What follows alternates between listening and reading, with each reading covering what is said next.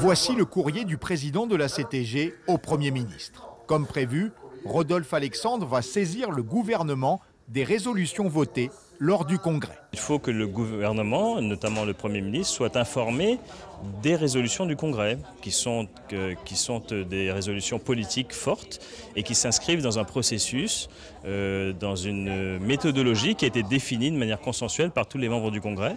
Et c'est la raison pour laquelle ce courrier intervient, un acte politique qui sera le prémisse de la saisine institutionnelle du gouvernement une fois que le projet Guyane sera défini et donc qu'on puisse avoir le contenu de la consultation populaire.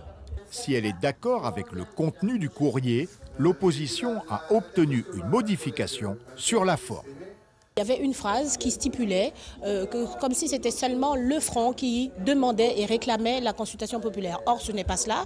Il fallait que dans la forme aussi les choses soient exactes et qu'il fallait qu'on souligne que la consultation populaire est conforme à l'accord de Guyane qui est co-signé par plusieurs, notamment les parlementaires, le président de la CTG, les représentants de la société civile avec le KPLD, le représentant de l'État, toutes les parties prenantes, les parlementaires et le représentant des maires.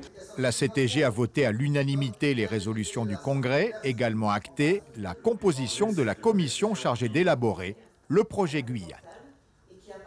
Cette commission est composée, comme le prévoit d'ailleurs la résolution du Congrès, d'élus, il y en a 19, d'un représentant de l'État, des représentants des chambres consulaires, des socioprofessionnels, des représentants de la société civile à travers le CESEG, le grand conseiller coutumier, et le Front et le collectif qui seront au sein de cette commission.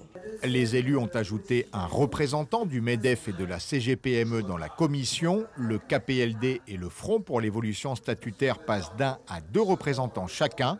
Mais pour le Front, la société civile est sous-représentée.